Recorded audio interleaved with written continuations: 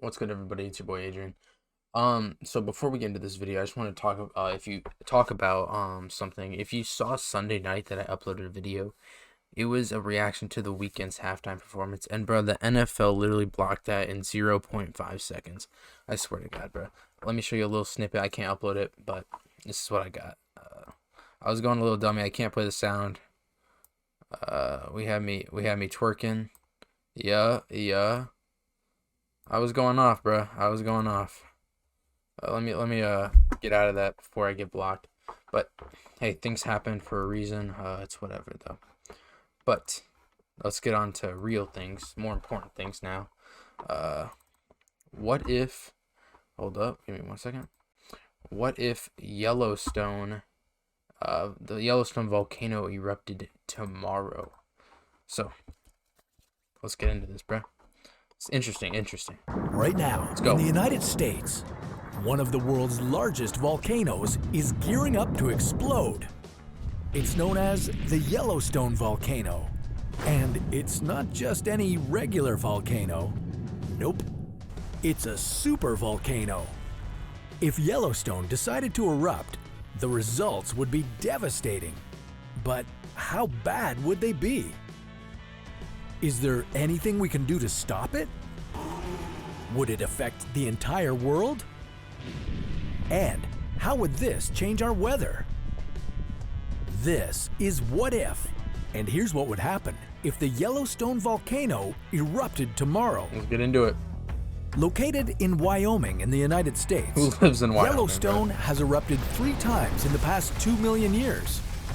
This has led some people to wonder whether we should be worried about another Yellowstone eruption in the near future. And by near future, we mean probably in another couple 100,000 years. But instead of waiting so long, why don't we find out what would happen if the eruption took place tomorrow? We all die. If you live in North America, there would be virtually nothing you could do to prepare. Now that this supervolcano has exploded, well, first, what makes Yellowstone a supervolcano anyway? Well, apart from it being larger in size, a supervolcano also produces a much more massive explosion.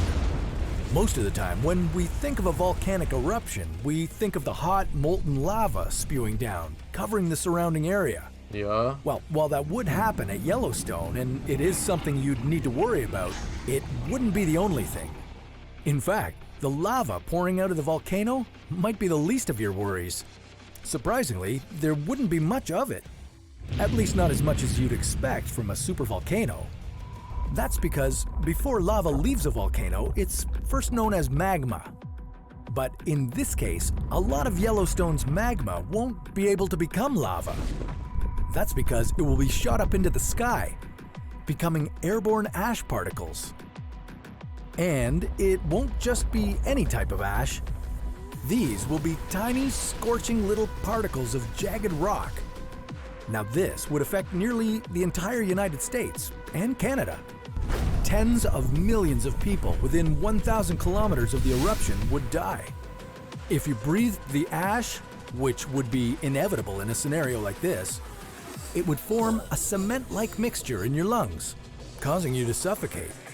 Buildings would collapse as just 30 centimeters of ash is enough to cave roofs in. And you'd still be in trouble even if you were outside that 1,000 kilometer range.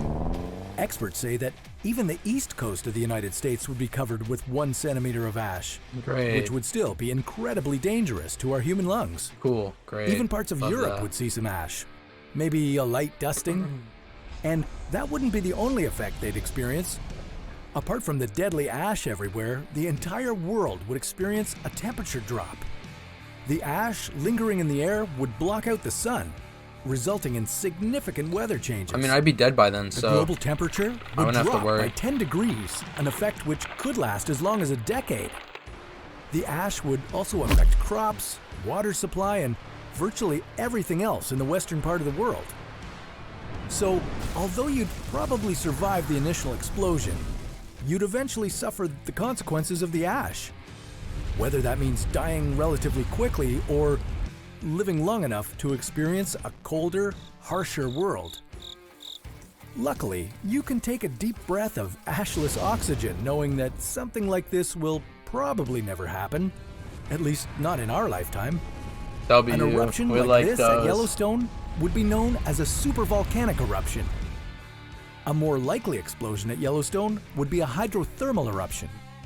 This mainly involves a lot of steam and some rocks hurtling through the air. Although something like this would be bad, it wouldn't be nearly as scary as what we're getting here. A more likely eruption at Yellowstone would be a relatively simple lava flow. Cool. In fact, since the last major explosion, I don't live in Wyoming, 600,000 years ago, no one does. We've had nearly 50 of these eruptions and 0 casualties. We know one way to almost certainly get killed by lava, and it involves dropping your trash into it. But that's a story for another What If. Okay. So basically, what he said was, if a supervolcano happens, right? I'm dead. It's over. Goodbye. Yeah, that's really it. So I guess I'm moving to Asia or China or something like that. Thank you all for watching. Recommend videos, suggest videos in the comments. And I'll see you guys later. Peace. I